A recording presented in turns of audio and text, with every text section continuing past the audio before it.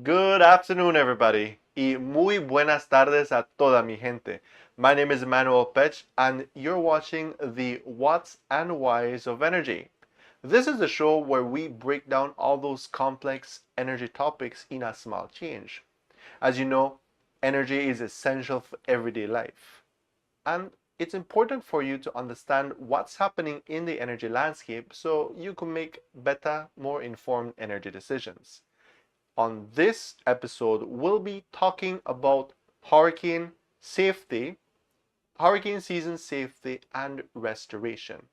On the last episode, we were talking about hurricane preparedness, and on this one, we'll be taking a deeper dive as to how you can stay safe during a hurricane and how the restoration process works. Joining me on the show today to have this conversation is Ashton Webster, the manager of distribution operations for BEL. Ashton, thank you very much for joining me once again on this show. Thanks, Emmanuel. Thanks, viewers. Thank you all for having me again today. So, with that said, Ashton, tell me what exactly is going on behind the scenes during a hurricane event.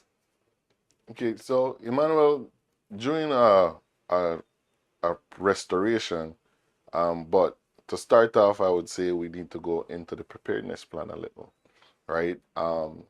During the preparedness plan, after we have seen intense wind, our preparedness plan have phases that we activate at stages as the storm is approaching, right? And at the end of the plan, it gets to a point where once the winds are too intense and it's unsafe for our guys to be out there,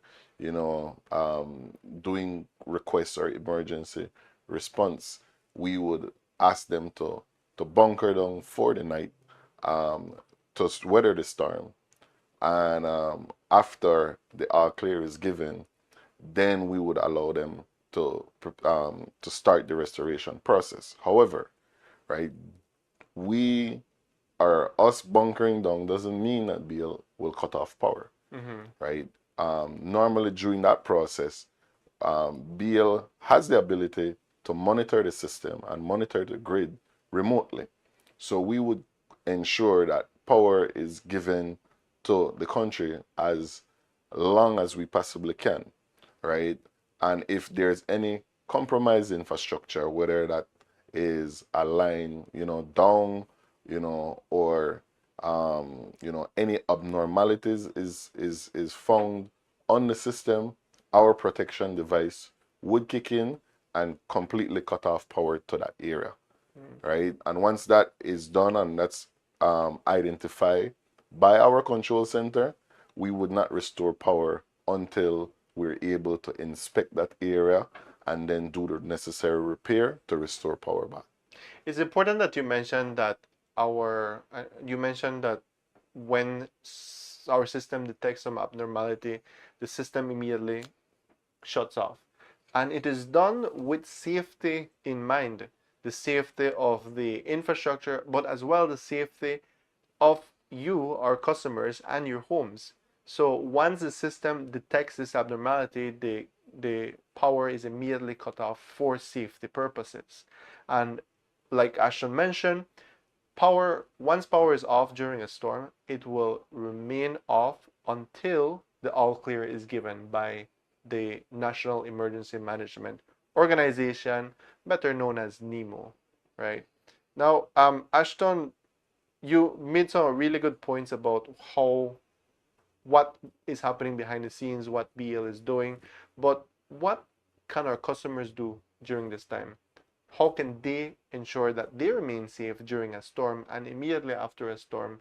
I would say the any customer that goes through these type of storm situation or condition, you shouldn't come out while the storm is upon you, even if you feel that the winds aren't intense, Mm-hmm. even if you feel that we might be in the eye of the storm and it's the winds aren't that intense and you feel comfortable to go outside, stay inside, bunker down, because you don't know how that storm will maneuver. And directly after a storm, right? Obviously, you'd want to inspect your house and probably contact a licensed electrician as well to inspect your infrastructure. But if you want to come outside and you see any power lines down, you Mm-hmm. don't go close to these power lines. Mm-hmm. You know, we don't want you to take it for granted that, oh, you heard from BL that these tools and equipments that we have would react to down lines and it would de-energize the area. But we are the experts. We are the ones that, you know, can identify whether or not that line is actually de-energized and safe to be around, right? And BL would, you know, at that time, if at the time of you know, down lines being there, we're going to inspect it. You can call us, reach out to us, and then we're going to deem that area safe for you. Right. That's really important that you mentioned that, like you said, although our system is designed with safety in mind to cut off power when there is an abnormality or, like you said, infrastructure damage, don't assume that the power is not live. Treat all power lines just the same. And another thing, sometimes telecommunications and other utilities also use the power lines, and sometimes you might see a line on the ground that you might think, oh, this is just a cable line, it's not an electrical line. But don't assume. Treat all cables just the same for the safety of yourself and your family. Just stay clear out of those down power lines. And another thing, and this is what I wanted to mention as well, when during a storm and when customers are sheltered, when the public is sheltered, make sure that you're listening to reliable sources of information. That is news agencies, BL's official um, outlets for information. Tune into the Facebook pages. Um, we also send out SMS blasts. So just listen to reliable information, and of course, keep your radio close to you, because that is where official news information will be sent out, right? So listen to reliable information and download our BL 24/7 app for direct messages. Ashton, I want to ask you, one of the common scenes that we see after a hurricane has passed is flooded areas or pools of water, you know. And as you know, electricity and water no mix. So could you So, have any recommendations for customers that find themselves in these situations? What do they do? What do they not do? yes, so firstly, stay away from any water bodies that's near our power lines, because we have this rule in electricity when you're dealing with utility scale electrical distribution, um, you don't need to touch the line for for you to make electrical contact. Mm. So, and you said it earlier, right? Water and electricity don't mix. So don't assume that, okay, the water is here and the electrical line is there. I'm not going to be, you know, I'm not going to make contact with this electricity. So the first thing I would say is to stay away from any water bodies, especially if they're anywhere near to electrical power lines. The second thing is for you to contact BL, right? Reach out to BL so that we can confirm and make that area safe for you. Right. Thank you for those helpful tips for you all to stay safe this hurricane season. And I hope you guys are paying attention and are taking some notes, particularly as we are currently in a hurricane season, right?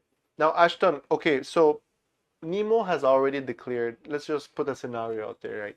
Nemo, a storm has passed, Nemo has declared that it is safe to come outside. The typical, the iconic green flag is flown, right? And they have announced the all clear. What happens after that?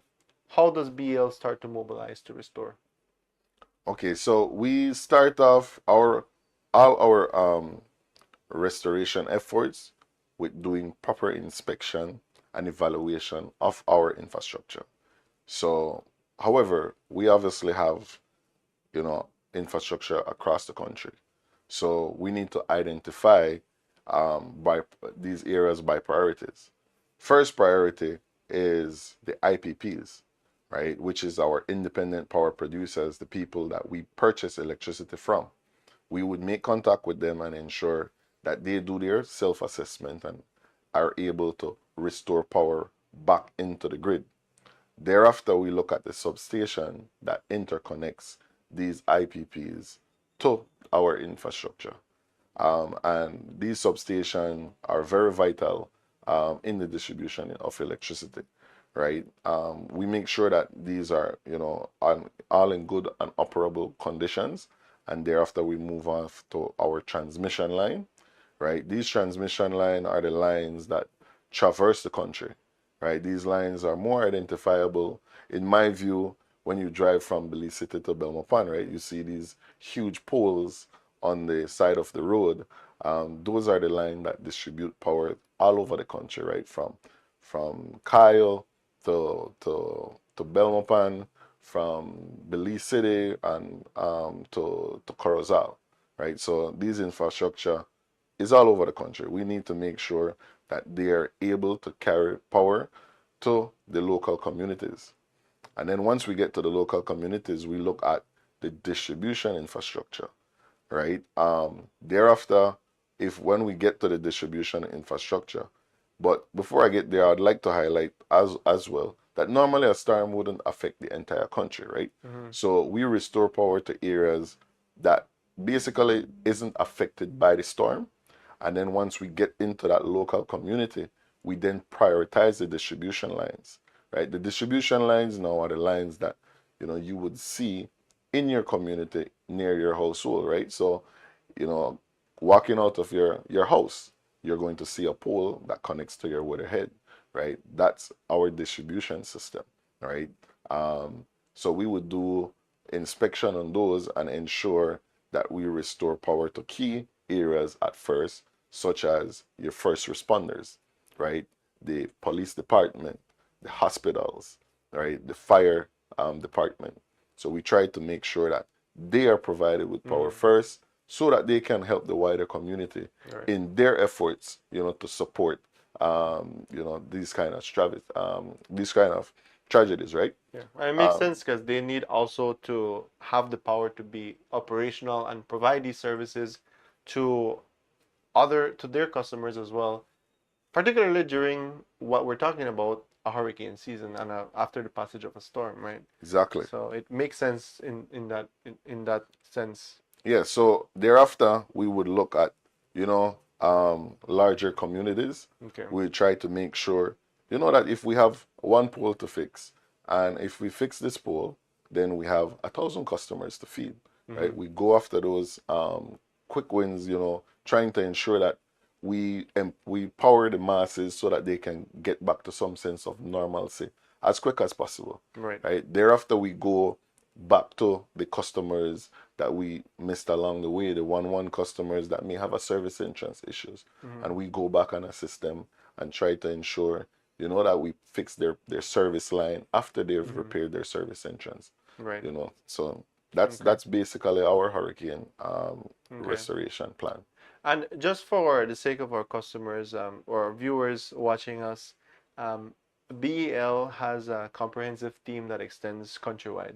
So Yes. while Ashton explained the process of restoration in a linear form, a lot of times these are happening simultaneously, right? Exactly. And teams are dispatched countrywide, well, wherever the area that is most affected, Correct. right? But at different stages of it, it's sometimes being tackled almost at the same time, right? Yes. Additionally, we have, the ability to get real-time updates, right? So we have systems in place so that we can make sound decisions, right? So it's not like a guy go, to inspect the infrastructure and then we have to wait on his information or data.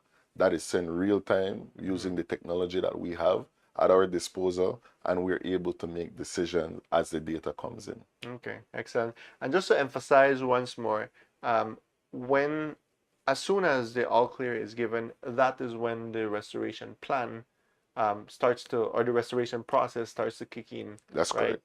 As soon as that iconic green flag, the all clear, is issued, BL mobilizes and begins its process of restoration, beginning like with what you said, the taking down of information, data, and coming up with a solid plan to restore power as quickly as possible. That's Right. correct. So thank you very much for that comprehensive explanation of what happens behind the scenes and how we go about to restore power. Now, we've reached once again to my favorite part of the show where we do a giveaway. And of course, if you've been paying keen attention to the show, to this episode, this question will be so easy for you. So we'll ask you a question based on the topic of today, and the first person to answer accurately and correctly will be going home with this prize that you are seeing on your screen right now.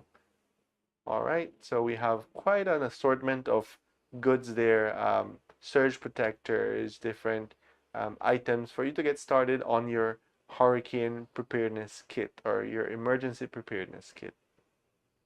All right, so with that said, we'll be sharing the question with you, and the question is, when does BEL activate its hurricane restoration plan? So again, when does BEL activate its hurricane restoration plan?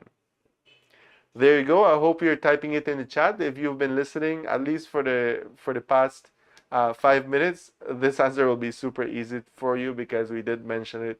We did mention this on the show. So I hope you've been paying attention and are able to answer this correctly. All right. So for the person that wins the prize, be sure to send us a Facebook private message on Facebook so that we can arrange for the delivery of your prize. We will announce the winner of this prize at the end of the show, or rather after the show. We'll be publishing it on our Facebook page. So follow us and look out for that. Now, Ashton, I'd like to thank you for once again taking the time out and joining us to having this important conversation, and to informing our viewers of what really goes on behind the scenes during a hurricane. Sure, Emmanuel. Thanks for having me. Thanks for having me, viewers. I hope everyone learned from this experience. Right. And it was a pleasure being here. All right. Thank you so much, Ashton. And thank you to our viewers for tuning in and for joining on the discussion. If you learned one thing new today, then this was a successful show. Thank you all so much for joining. My name is Emmanuel Petch, and as always, we wish you a great weekend. Stay safe, stay informed, and we'll see you next time on the What's and Whys of Energy.